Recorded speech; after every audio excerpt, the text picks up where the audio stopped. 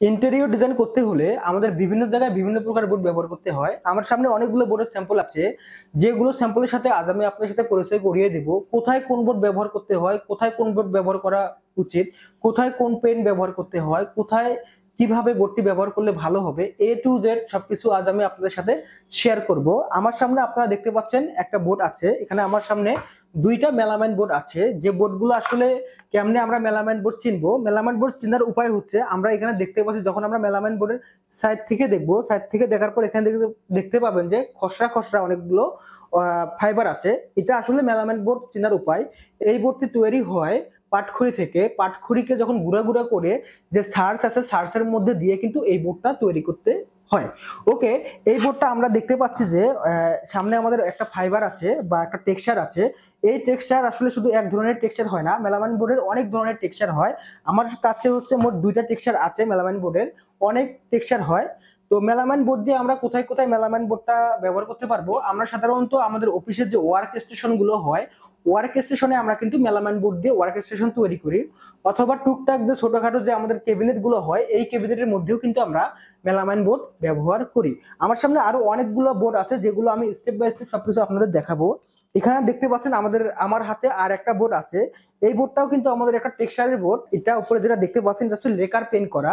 তো আমার কাছে আরো একটা বোর্ড আছে সেম টেক্সচারের। এটা হচ্ছে আমাদের গর্জনের। এটা হচ্ছে আমাদের গর্জনের। গর্জন চেনার উপায় হচ্ছে এই যে যখন আমরা সাইড থেকে দেখবো, এখানে অনেকগুলো লেয়ার লেয়ার ভাগ করে দেওয়া আছে, মানে অনেকগুলো লেয়ারকে একসাথে জয়েন করে যে বোর্ডটা তৈরি হয়, এটা হচ্ছে আমাদের গর্জন বোর্ড।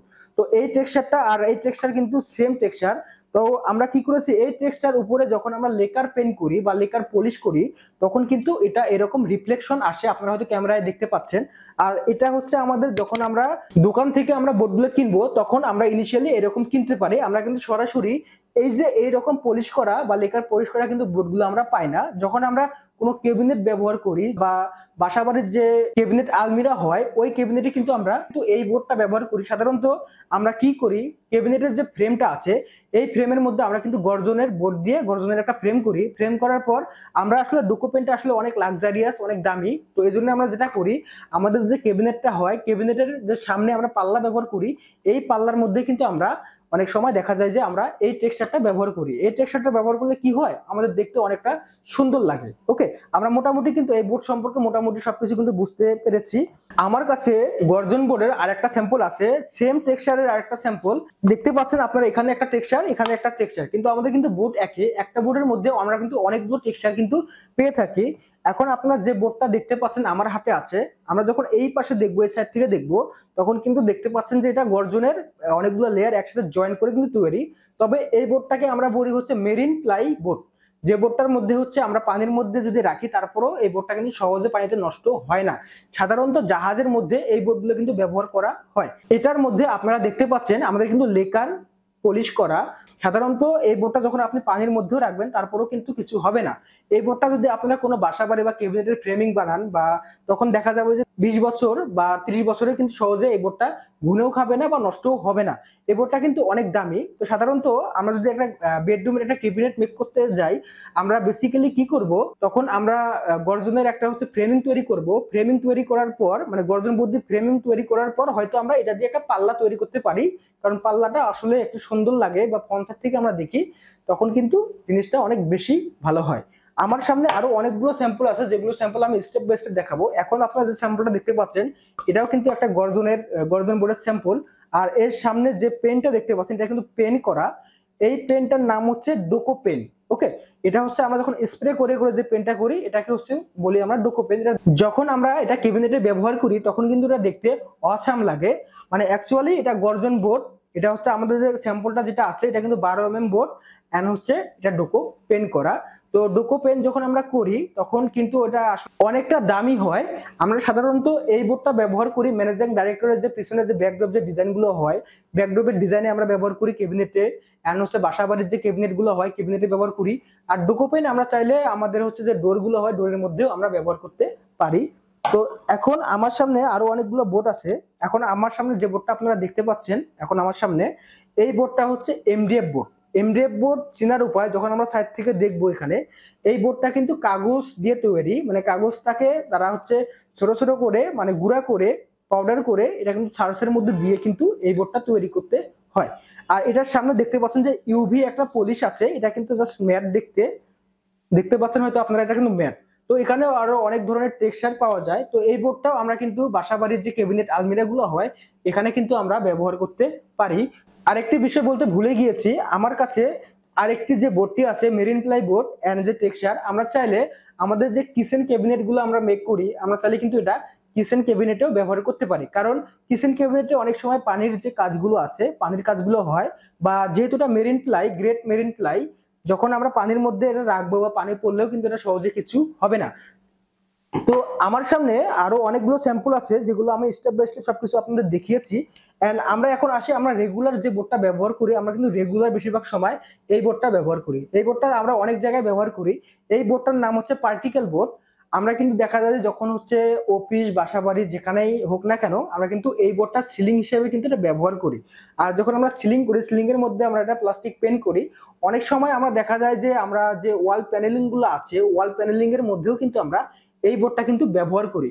এটাও কিন্তু পাটখড়ির তৈরি। আমাদের কাছে আরো একটা বোর্ড ছিল যে মেলামাইন বোর্ড, এই বোর্ডটাও কিন্তু পাটখড়ির তৈরি, কিন্তু এটার উপর একটা টেক্সচার আছে, এই জন্য আমরা এটাকে বলি মেলামাইন বোর্ড।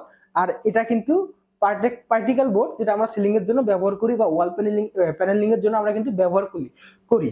এটা কিন্তু অনেকটা আমরা কম দামে পেয়ে থাকি, এগুলো বোর্ডের চাইতে অনেকটা কম দামে কিন্তু পেয়ে থাকি। তো আমার কাছে আরো একটা স্যাম্পল আছে, আপনারা দেখতে পাচ্ছেন খুব চিকন, এটার হচ্ছে থিকনেস হচ্ছে 4 mm। সাধারণত এটার নামটা হচ্ছে উডেন পিভিসি ফ্লোর। আমরা এটা সাধারণত অফিসের ক্ষেত্রে আমরা ম্যানেজিং ডাইরেক্টরের রুম বা চেয়ারম্যানের যে রুমটি হয় এই রুমের মধ্যে আমরা ফ্লোরের মধ্যে ব্যবহার করি। এটা যেহেতু পিভিসি বোর্ড, এটার মধ্যে কিন্তু পানি পড়লেও কিন্তু কিছু হবে না, উপরে জাস্ট উডেন একটা টেক্সচার আছে, আর সম্পূর্ণটা কিন্তু এটা পিভিসি মানে প্লাস্টিকের একটা বোর্ড। এটা পানি টানি পড়লেও কিন্তু সহজে কিছু হবে না, বা আমরা যখন রুমের মধ্যে দিলে কিন্তু এটা দেখতে অনেকটা সুন্দর লাগে, এজন্য আমরা কিন্তু এটা ফ্লোর ম্যাট হিসেবে কিন্তু ব্যবহার করি। এটা আসলে ফ্লোর ম্যাট না, উডেন পিভিসি ফ্লোর আমরা এটাকে বলে থাকি। তো এখানে আপনারা আরো অনেকগুলো স্যাম্পল আছে আপনারা দেখতে পাচ্ছেন।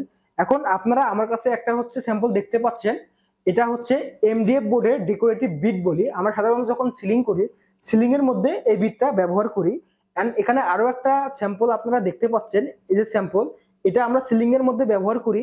আর এটাকে আমরা কার্নিশ, যখন সিলিং যখন আমরা একটা এভাবে শেপে করি, এটা যে একটা থিকনেস তৈরি হয়, থিকনেসের মধ্যে আমরা এইভাবে কার্নিশের মধ্যে তৈরি করি। ওকে, এটা হচ্ছে আমাদের সিলিং এর জন্য যে 3 ইঞ্চি আমাদের একটা গ্যাপ আছে, ওই গ্যাপের মধ্যে আমরা দেই ডেকোরেটিভ হিসেবে, আর এটা আমরা কার্নিশ বিট হিসেবে ব্যবহার করি। ওকে, ডান। এখানে আরেকটা স্যাম্পল আপনারা দেখতে পাচ্ছেন, এটাও কিন্তু গর্জন বোর্ডের স্যাম্পল। তো এখানে দেখতে পাচ্ছেন উপরে একটা থিকনেস দেখতে পাচ্ছেন একটা কালারের, এটা কিন্তু এসপিএল শীট হিসেবে আমরা কিন্তু উপরে পেস্টিং করে দেই।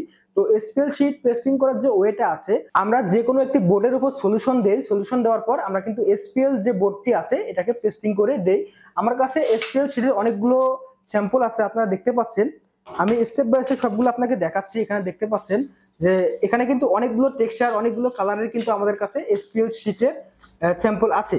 এই স্যাম্পলগুলো আমরা কি করি, আমরা গর্জন বোর্ডের উপর অথবা আমরা এমডিএফ বোর্ডের উপর আমরা কি করি, এই যে স্যাম্পলটা আছে এটাকে আমরা পেস্টিং করে দেই। সাধারণত এসপিএল শীট আমরা ব্যবহার করি কিচেন ক্যাবিনেট বা ক্যাবিনেট আলমিরার মধ্যে কিন্তু আমরা এই স্যাম্পলগুলো ব্যবহার করি। যদি আমরা স্কোয়ার ফিট হিসেব করি, স্কোয়ার ফিট কিন্তু অনেকটা কস্ট বিষয়টা, মানে অনেকটা দামি হয়ে থাকে। তো এখানে আরো অনেকগুলো বিষয় আছে, যখন আমরা কিচেন ক্যাবিনেট করি, কিচেন ক্যাবিনেটের যে প্রোফাইল যে হ্যান্ডেল গুলো আছে বা টান দিয়ে আমাদের খোলার জন্য যে হ্যান্ডেল আমরা ব্যবহার করি, এটাকে বলি হচ্ছে আমরা প্রোফাইল হ্যান্ডেল।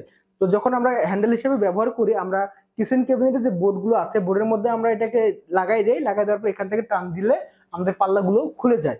তো এখানে আরো একটা আমাদের স্যাম্পল দেখতে পাচ্ছেন, এটাকে আমরা বলি হচ্ছে এজিন। তো সাধারণত আমরা মেলামাইন বোর্ডের জন্য এই এজেন্টটা ব্যবহার করি, কারণ এই এজেন্টটা ব্যবহার করলে থিকনেসটা একবারে কিন্তু মাপের মাপ হয়ে যায়, আর এটার মধ্যে পানি পড়লেও কিছু হয় না, আর এটার ফিনিশিংটা অনেকটা চমৎকার আছে। তো এখানে আমাদের আরো অনেকগুলো স্যাম্পল আছে, এখানে দেখতে পাচ্ছেন অনেকগুলো হচ্ছে ফেব্রিকের স্যাম্পল দেখতে পাচ্ছেন। এগুলো সাধারণত আমরা অফিসের যে জানালাগুলো আছে, জানালাগুলোতে আমরা ভার্টিক্যাল ব্লাইন্ড বা রোলার ব্লাইন্ড হিসেবে কিন্তু এগুলোকে আমরা ব্যবহার করি। এগুলোর অনেকগুলো আমাদের কাছে স্যাম্পল আছে আপনারা দেখতে পাচ্ছেন এখানে। তো মোটামুটি আমাদের যে স্যাম্পলগুলো আছে এই স্যাম্পলগুলো নিয়ে কিন্তু আমরা আপনাদের সাথে বিস্তারিত কথা বললাম, এন্ড কোথায় কোন বোর্ডটি ব্যবহার করতে হয় সবকিছু কিন্তু আমরা বুঝতে পেরেছি। তো নতুন আরেকটি ভিডিওর জন্য আপনারা অবশ্যই আমাদের পেজটি লাইক দিবেন এন্ড আমাদের ফলো দিবেন। থ্যাংক ইউ সো মাচ, দেখা হবে আমাদের নতুন আরেকটি ভিডিওতে।